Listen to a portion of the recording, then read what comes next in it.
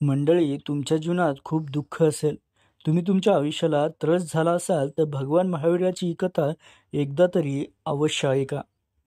वैशाली नगरात राजा चेतक यांची लाडकी भाची चंदना राहत होती. ती अत्यंत खूप सुंदर, नम्र आणि सुसंस्कृत राजकुमारी होती. एके दिवशी ती आपल्या मैत्रिणीसोबत बागेत खेळत होती. तिचे वडील दधिवाहन यांनी बागेत तिच्या संरक्षणासाठी अनेक सैनिक नेमले होते. तरीही एक दुर्दैवी घटना घडली. आकाशातून प्रवास करणाऱ्या एका विद्याधराची आकाशात उडणारा देव किंवा मानवासारखा काल्पनिक प्राण्याची नजर चंदनावर पडली. तिच्या सौंदर्यावर तो अधिकच मोहित झाला आणि त्याने तिला पळून नेण्याचा निर्णय घेतला. त्याने बागेतील सर्व सैनिकाला आपल्या जादुई इच्छेने मूर्छित केले आणि चंदनाला आपल्यासोबत घेऊन उडून गेला. चंदना घाबरून ओरडत राहिली, पण तिचा आवाज ऐकणारा तिथे कोणीच नव्हता. काही काळानंतर विद्याधर आपल्या घरी पोहोचला, पण त्याची पत्नी चंदनाला पाहून खूप चिडली आणि घाबरली. तिला वाटले की हा परका जीव आपल्या घरात राहू शकत नाही. विद्याधराने आपल्या पत्नीच्या भीतीने चंदनाला एका घनदाट जंगलात सोडून देण्याचा निर्णय घेतला. त्याने तिला कौसुंबी नगराजवळच्या एका भयानक जंगलात सोडून दिले आणि तो तेथून निघून गेला. जंगलात चंदना पूर्णपणे एकटी पडली होती. ती अत्यंत घाबरली होती आणि भुकेलेली होती. त्याच वेळी एका भिल्ल जमातीच्या सरदाराने तिला पाहिले. तिला एकटी पाहून त्याने तिचा फायदा घेण्याचा ठरवला. त्याने चंदनाला पकडले आणि कौसुंबी शहरात नेऊन एका गणिकेला विकलं. गणिकेने तिला आपल्या घरात ठेवले आणि एका बाजारात विकण्याची तिने योजना आखली. चंदनाचे आयुष्य राजकुमारीपासून एका सेविका आणि मग विक्रीच्या वस्तूमध्ये बदललं होतं. ती पूर्णपणे हताश आणि निराश झाली होती, पण तरीही तिने आपल्या मनातील धार्मिक आणि आध्यात्मिक श्रद्धा सोडली नाही. तिच्या नशिबाची ही एक मोठी भयानक परीक्षा होती. ज्या गणिकेने चंदनाला विकत घेतले होते, तिला बाजारात विकण्याची योजना आखत होती. त्याच दरम्यान ऋषभ दत्त नावाचा एक श्रीमंत, अत्यंत सदाचारी जैन व्यापारी तेथे आला. तो आपल्या चांगल्या स्वभावासाठी आणि परोपकारासाठी ओळखला जात होता. जेव्हा त्यांनी चंदनाला पाहिले तेव्हा तिचे दयनीय रूप, तिच्या डोळ्यासमोरील निरागसता आणि तिच्या चेहऱ्यावरील उदास शांतता पाहून त्याला खूपच वाईट वाटले. त्याला लगेच जाणवलं की ही काही सामान्य मुलगी नाही. तिचे दुःख आणि तिची आध्यात्मिक शांतता पाहून त्याला खूप दया आली. ऋषभ दत्तने गणिकेशी संपर्क साधला आणि तिला योग्य किंमत देऊन चंदनाला विकत घेतले. त्याने तिला आपल्या घरी घेऊन जाण्याचा निर्णय घेतला, पण एक सेवक म्हणून नव्हे तर आपल्या घरात दत्तक मुलगी म्हणून. जेव्हा चंदनाला कळले की तिला एका जैन कुटुंबात आश्रय मिळाला आहे, तेव्हा तिला खूप आनंद झाला. तिच्या मनातील निराशा दूर झाली. तिने स्वतःला खूप भाग्यवान मानले, कारण तिला असे वाटले की एक सेविका म्हणून जरी तिला येथे राहावे लागले तरी तिला धार्मिक वातावरण आणि आध्यात्मिक शांतता मिळेल. ऋषभ दत्तच्या घरात राहत असताना चंदना सतत आपल्या पूर्वी जीवनातील घटना आठवत होती. तिला राजकुमार वीर भगवान महावीर यांच्यासोबत केलेल्या तिच्या आध्यात्मिक चर्चेची आठवण येत होती. त्या चर्चेत त्यांनी तिला आत्मज्ञानाचा आणि आत्म्याच्या स्वरूपाचा उपदेश दिला होता. या विचारामुळे तिला तिचे दुःख, वेदना विसरण्यात मदत मिळत होती. ती तिच्या दुर्दैवी परिस्थितीतही स्वतःला एक आत्मा मानून शांत आणि स्थिर राहत होती. तिच्या मनात नेहमी एक विचार होता की हे सर्व दुःख तात्पुरते आहे आणि हे खरे सुख आत्म्याला जाणवत आहे. अशा प्रकारे तिने ऋषभ दत्तच्या घरात एक नवीन आणि आध्यात्मिक व शांत जीवन सुरू केले होते.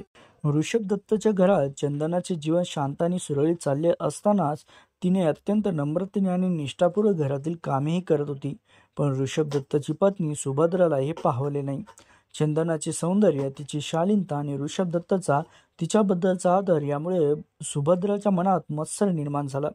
तिला सतत वाटायचे की तिचा पती तिला सोडून चंदनाकडे आकर्षित होईल आणि हा अविश्वास तिच्या मनात घर करू लागला आणि ती चंदनाला आपला शत्रू मानू लागली. एक एक दिवस ऋषभ दत्त बाहेरून खूप थकून आले होते. त्यांचे पाय मातीने माखले होते. चंदनाने तात्काळ पाण्याची बादली आणली, वाकून त्यांचे पाय धुण्यास सुरुवात केली. ही एक सामान्य सेवा होती जी ती अत्यंत आदरपूर्वक करत होती. पाय धुत असताना तिचे केस सुटले. ऋषभ दत्ताला हे पाहून वाटले की तिचे केस पाण्यात भिजतील आणि खराब होतील. एका पित्यासारख्या वात्सल्याने त्यांनी आपले हात पुढे करून तिचे केस हळुवारपणे वर केले. त्याच्या मनात कोणतेही चुकीचा भाव नव्हता, पण त्या क्षणी सुभद्राने ते पाहिले. सुभद्राने त्या दृश्याचा चुकीचा अर्थ लावला. तिच्या मनात आधी संशयाचे भूत होते. तिला खात्री झाली की ऋषभदत्त आणि चंदना यांच्यात काहीतरी गुप्त संबंध आहेत. रागाने आणि मत्सराने ते तिचे डोके फिरले. तिच्या मनात चंदनाबद्दल सोडाची भावना निर्माण झाली. तिने ठरवले की चंदनाला तिच्या आयुष्यातील कायमची ती काढून टाकेल. सुभद्राने संधीची वाट पाहत होती. जेव्हा ऋषभ दत्त व्यापारानिमित्त बाहेर गेले तेव्हा तिने क्रूर योजनेची अंमलबजावणी केली. तिने एका सेवकाला बोलवले आणि त्याला चंदनाचे डोके मोडण्यास सांगितले. नंतर तिने चंदनाला लोखंडी साखळदंडाने बांधले आणि एका अंधाऱ्या खोलीत बंद करून ठेवले.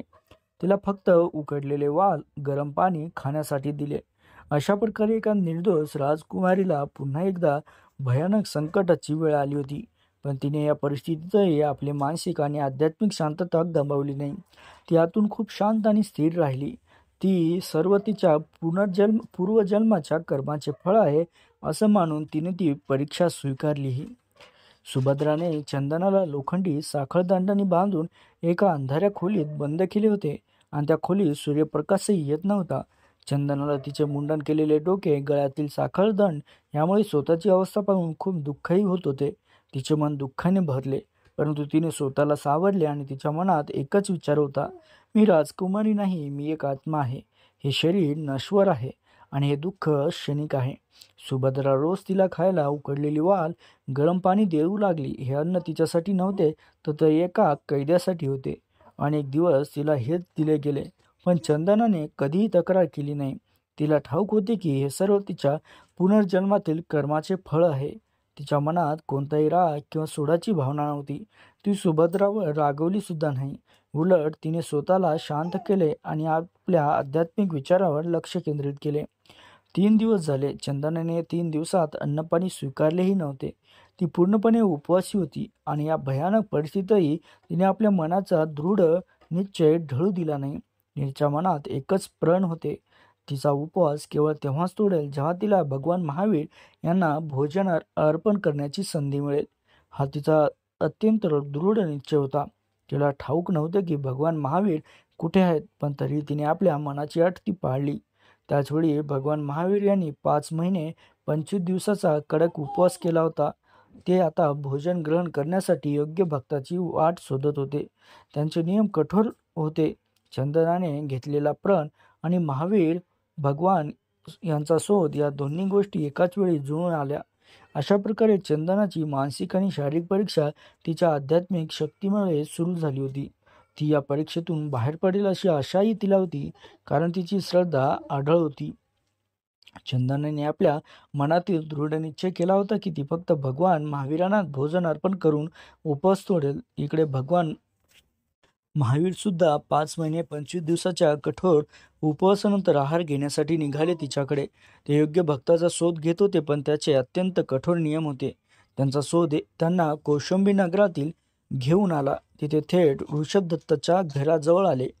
चंदनाला भगवान महावीर असल्याचं जाणवलं. तिच्या मनातील आनंद भक्तीमुळे तिच्या शरीरात एक अद्भुत अशी ऊर्जा संचारली. तिने भगवान महावीरांना पाहिले आणि त्या क्षणी एका चमत्कार घडला. तिच्या पायातील आणि हातातील साखळदंड आपोआप तुटून जमिनीवर पडले. तिचे मुंडन केलेले डोके केसांनी भरले आणि तिचे मूळ सौंदर्य परत आले. ती एका क्षणात राजकुमारीच्या रूपात परतली.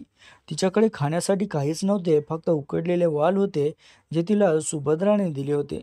चंदनाने तेच वाल मोठ्या श्रद्धेने भगवान महावीरांना अर्पण केले. हा एक सामान्य प्रसाद होता, पण चंदनाच्या भक्तीमुळे त्या वालमध्ये एक मोठा चमत्कार घडला. ते वाल एका क्षणात गोड, सुगंधी, मधुर अशा खिरीमध्ये बदलले. भगवान महावीरांनी तो प्रसाद आनंदाने स्वीकारला. हा क्षण इतका शक्तिशाली होता की स्वर्गातील देवही त्याला पाहून थक्क झाले. त्यांनी आकाशातून रत्नाचा फुलाचा पाऊस पाडला. सर्व दिशामध्ये आनंदाचे ढोल वाजू लागले. जय जयचा घोष सुद्धा सुरू झाला. सर्व लोक चमत्काराची ही घटना पाहण्यासाठी ऋषभदत्ताच्या घराकडे धावत आले. त्यांनी पाहिले की एका सेविका असलेल्या स्त्रीने भगवान महावीरांना भोजन अर्पण केलंय. त्यांना माहीत नव्हतं की ती खऱ्या अर्थाने एक राजकुमारी आहे आणि भगवान महावीराची मावशी आहे. घरातील सर्व लोकांना, विशेषतः सुभद्राला, हा चमत्कार पाहून मोठा धक्काच बसला. तिच्या डोळ्यासमोर तिच्या पापाचे, चंदनाच्या शक्तीचे सामर्थ्य उभे राहिले. तिला तिच्या कृत्याची लगेच जाणीव देखील झाली आणि पश्चातापही, आणि ती चंदनाच्या पायी पडली. ऋषभदत्त देखील परत आले होते आणि हे सर्व पाहून आश्चर्यचकित झाले. हा क्षण चंदनाच्या आयुष्यातील सर्वात मोठा एक क्षणिक क्षण होता, जिथे तिच्या भक्तीचा आणि संयमाचा विजय होणार होता. त्यानंतर एका जैन मुनीने सर्वांना या घटनेमागील एक मोठा आध्यात्मिक रहस्य सांगितले. त्यांनी सांगितले की हे सर्व चंदनाच्या पुनर्जन्माच्या कर्माचे फळ आहे. एका जन्मात ती चंदना चित्रगंधा नावाच्या एका राजाची पत्नी होती. त्या जन्मात तिने आपल्या वहिनीवर चित्रसेनावर खोटे आरोप लावले होते. या जन्मात चित्रसेनाने सुभद्रा म्हणून जन्म घेतला आणि तिने चंदनाला त्याच प्रकारे त्रास दिला. हा प्रसंग कर्माच्या सिद्धांताची सत्यता दर्शवते. आपण जे काही करतो ते त्याचे फळ आपल्याला या जन्मात व पुढच्या जन्मात नक्कीच मिळते. हा अनुभव चंदनाच्या आयुष्यातील एक नवी दिशा ठरणारा होता. त्यातून तिला स्पष्ट जाणवले की आध्यात्मिक सामर्थ्य ही कोणत्याही संकटावर मात करू शकते. तिने ठरवले की आता तिला भौतिक सुखामध्ये अडकून राहायचे नाही. भगवान महावीराने तिला दीक्षा दिली. ती एक नन स्वाधी बनली. तिच्या आध्यात्मिक प्रगतीमुळे ती लवकरच 33,000 नन्सची प्रमुखही बनली. तिने आपल्या आयुष्याची ध्येय मोक्ष मिळवणे हेच मानले आणि तिने आपल्या आध्यात्मिक मार्गावर अथक परिश्रमही केले. अखेरीस चंदनाने आपल्या आध्यात्मिक सामर्थ्याने सर्व कर्माचा नाश केला आणि जन्म-मृत्यूच्या चक्रातून पूर्णपणे मुक्त होऊन मोक्ष प्राप्त केला. तिची ही कथा केवळ एका राजकुमारीच्या दुःखाची नाही, तर विजयाची कथा आहे. जर ती आध्यात्मिकदृष्ट्या सामर्थ्य, क्षमा आणि कर्माच्या सिद्धांताची एक मोठी शिकवण देते. तिने दाखवून दिले की कोणत्याही परिस्थितीत जर आपली श्रद्धा आणि धैर्य कायम राहिले तर आपण सर्वात मोठ्या संकटावरही मात करू शकतो. काय वाटतं मित्रांनो तुम्हाला या कथेबद्दल? नक्की कमेंट करून सांगा. आणि अशाच अर्थपूर्ण कथा ऐकण्यासाठी चॅनलला सबस्क्राईब करून त्याबरोबरच या व्हिडिओला लाईक करून चॅनलला जास्तीत जास्त सबस्क्राईब करा.